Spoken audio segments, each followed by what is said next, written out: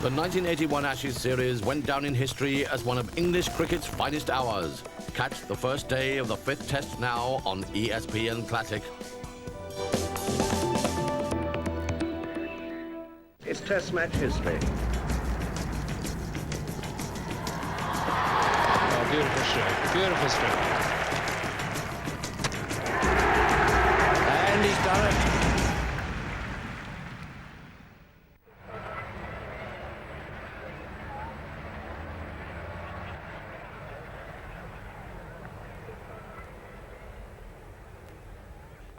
Shot. And that's the run, or the runs that Geoffrey Boycott needed. A nice way to get it, 4 runs, and he becomes the greatest run getter for England in Test match history. 7,628 runs to Geoff Boycott. He's now, with Sir Garfield Sobers, the only one ahead of him on 8,032.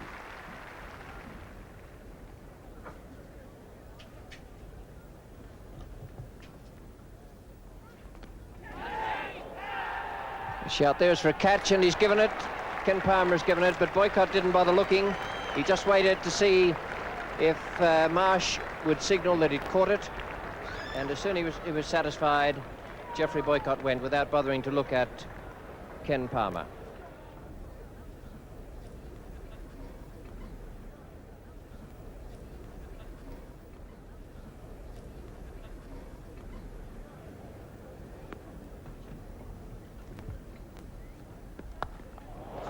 Good shot. Very good shot for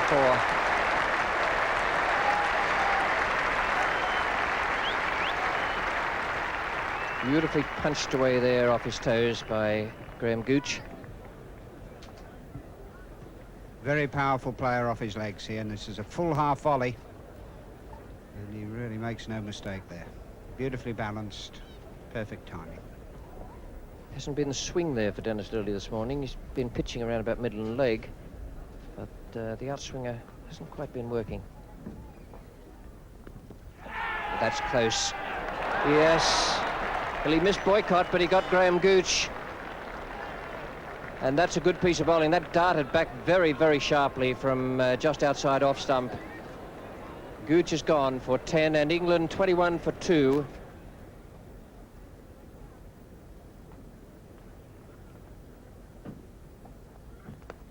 And Tavaré's off the mark now. Got 2 there, down to Lilly at long leg.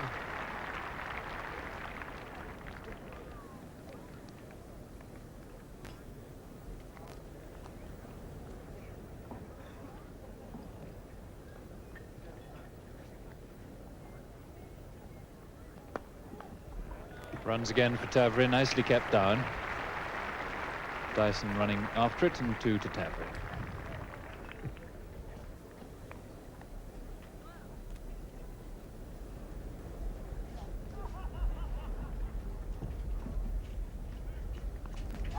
Oh. Oh, and he certainly got his fingers to it.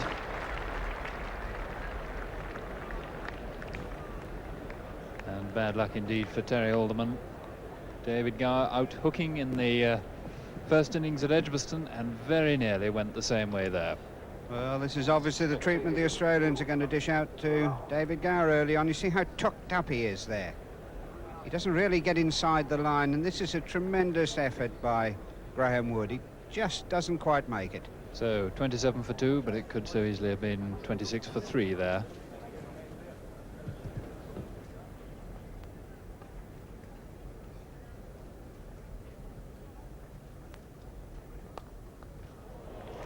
That's going to go all the way.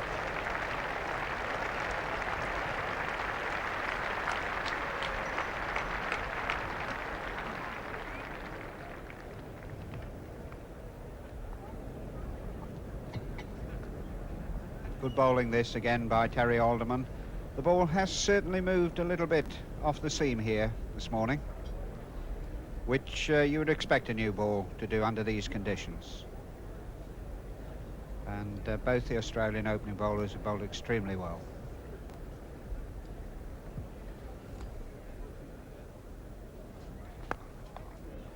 That's more where David Gower wanted it to go. Smoothly played away for 2.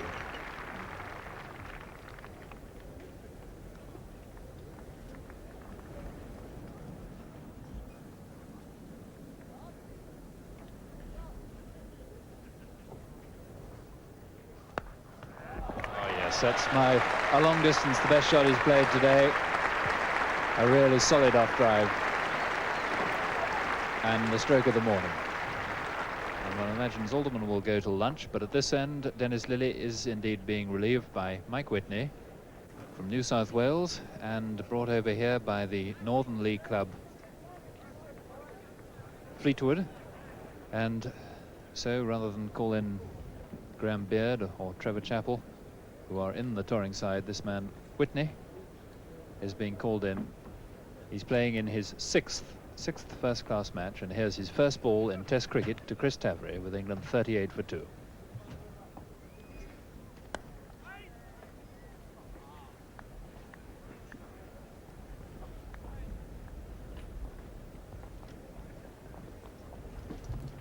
And Hughes congratulating him for, despite the butterflies in the stomach, getting it somewhere near the stumps. Whitney played a few games for New South Wales last season, played against Sri Lanka for Gloucestershire this year, and was about to play for Gloucestershire in a championship match yesterday when, and now he's going to have to long wait before his second ball in first-class cricket because it has started to rain. Well, that was bad luck for young Whitney. You saw what he did with the ball when he started to bowl that first over in Test cricket.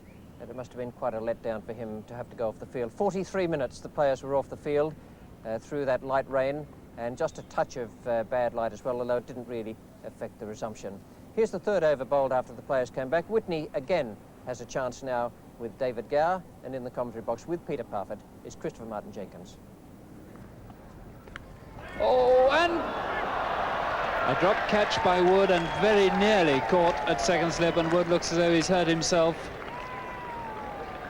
And Whitney may well bemoan his ill fortune there, because it looked as though that was the end of David Gower. As it happens, it looks as though Graham Wood has been hit in the face somewhere.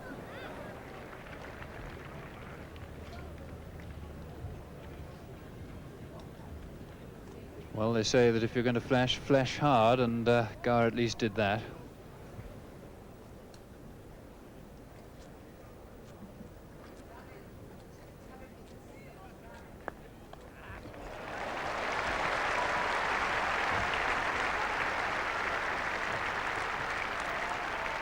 Nicely played away by Gower to bring up the England 50.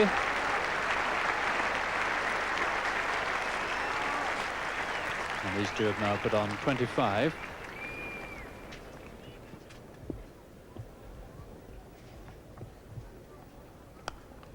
Oh, and a fine catch, straight forward. Gower falling as he so often does, and Mike Whitney takes his first wicket in Test cricket, and bowling in just the right place to get David Gower. He's so inclined to edge those balls around or just outside the off stump. That's what he was bowling for, the extra pace, causing Gower to hit it in the air and straight to gully, and thank you very much. So Mike Whitney takes his first wicket in his fourth over in Test cricket, and a very important wicket to have taken too. England are 57 for 3.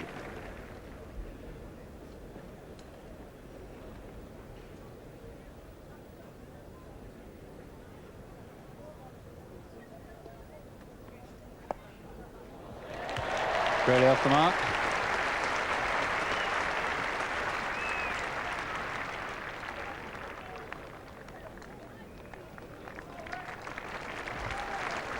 But a marvellous effort by Mike Whitney, and well-deserved word of congratulation from the captain. 4 overs, 2 maidens, 1 for 4 now.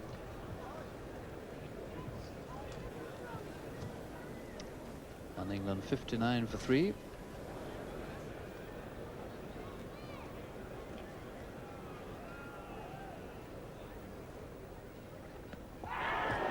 And he's got to go. And now England really are in trouble. The first ball that Braley had received from Terry Alderman, shuffling across, and umpire Palmer having no doubt that he was in front. So England are 62 for 4.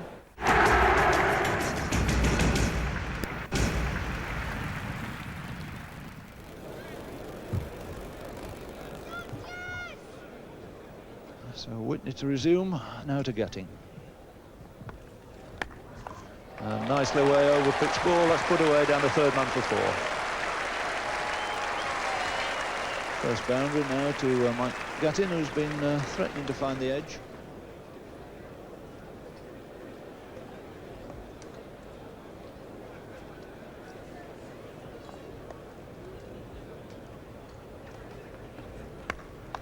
That's nicely stroked. No effort at all. Well on these, very sharp indeed. Doing exceedingly well to cut that off.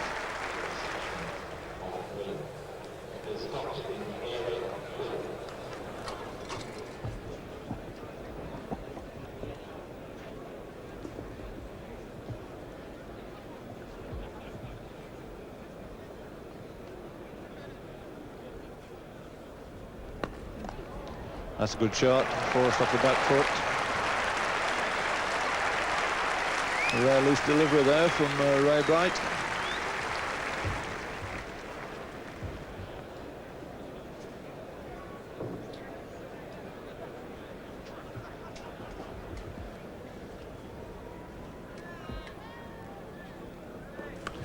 That's the short one, and he's hit it magnificently. Great shot over deep square for 4 more. And the extra man he put that there at square leg was of no avail whatsoever. Cleared in very comfortably, 1 bounce over the ropes, and that brings up the 100 for England. 103 now for 4, with Mike Gatting joining TAVARÉ on 26.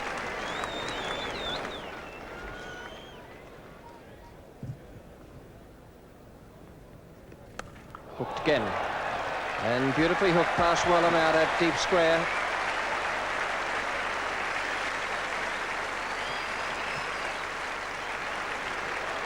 A lot of power and beautiful timing in that. And he's gone this time. Lilly has got him. And a little touch of experience there from Lilly. That one perhaps just a bit quicker and off the glove this time. I think you could say quite fairly that that great Australian fast bowler laid the trap, and that although it cost him a few runs, in the end he picked up the wicket.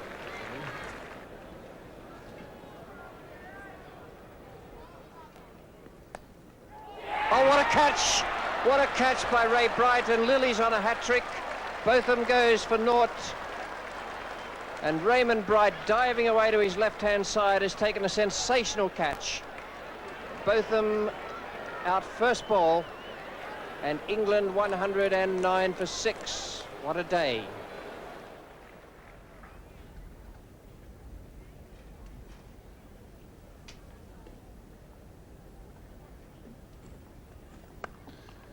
That's a shot he's played very well before. Wideish half volley, allows it to come on and puts it away. Very firmly square on the offside for 4.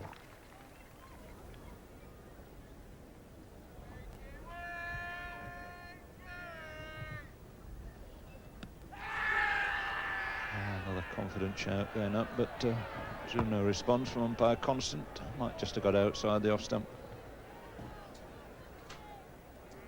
A confident shot here, appeal by Terry Alderman, but I think Alan Knott's leg gets just outside the line of the off stump, so therefore it cannot be LBW. It probably would have hit the off stump, but his pad was outside the line. There's 54 overs gone now. New ball, by the way, comes up here at 85 overs. So still a long way to go for that. As Alderman resumes to Knott. And that's out. So neatly caught, border at second slip, thick edge, and Alan Knott goes. 31 now for 7. Knott caught for 13. This was another example of the batsman not getting into line to hit the ball, plays the ball away from his body, his back foot didn't come across at any stage, the ball held its line and he got the edge, and Border took quite a difficult catch into his midriff. That is not a good position to catch the ball.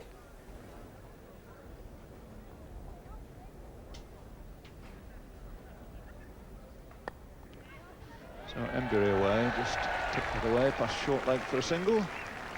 It's a big roar from the crowd. And a superb crowd here today. It's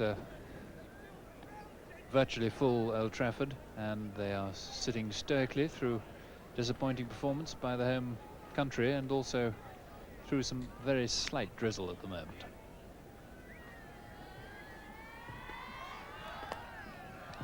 And it runs. Very well-timed stroke by Chris TAVARÉ. He did no more than put the bat in the path of the ball, but it went away very quickly indeed.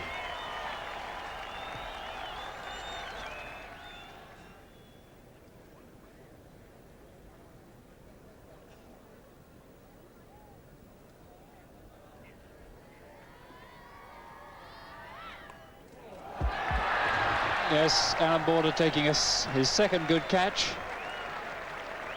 And Embury's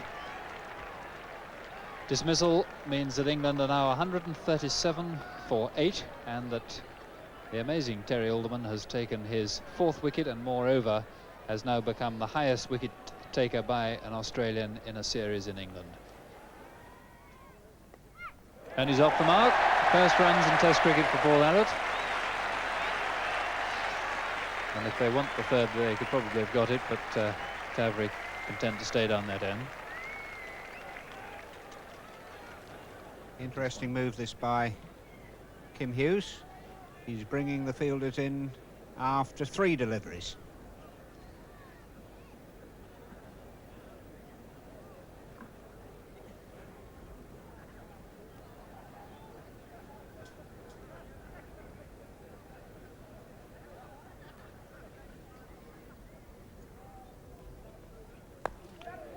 And that's TAVARÉ's reply, but it didn't go quite where he wanted.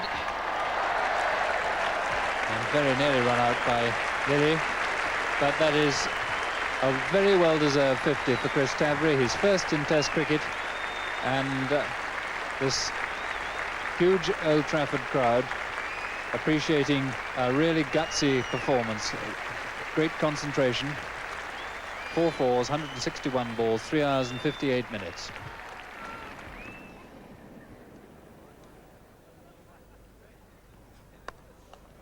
Safely way down to third man.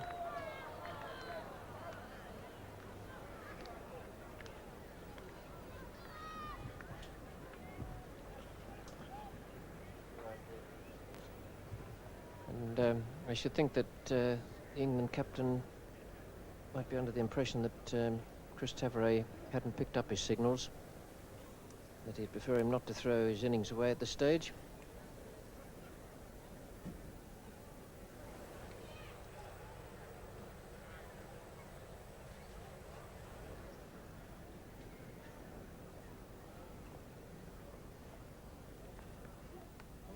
And he's gone, and I'm afraid he didn't pick up the signals. He certainly wouldn't have played that shot. But it was a very good innings from Chris TAVARÉ, 69 in a total of 175 for 9. Michael Whitney's second wicket, and Bob Willis will have to come out with just 3 to 4 minutes still to go.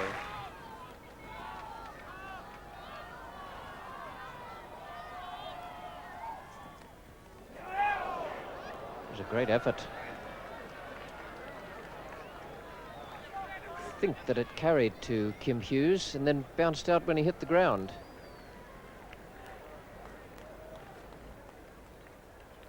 Perfect delivery across the right-hander, and a magnificent effort by Kim Hughes.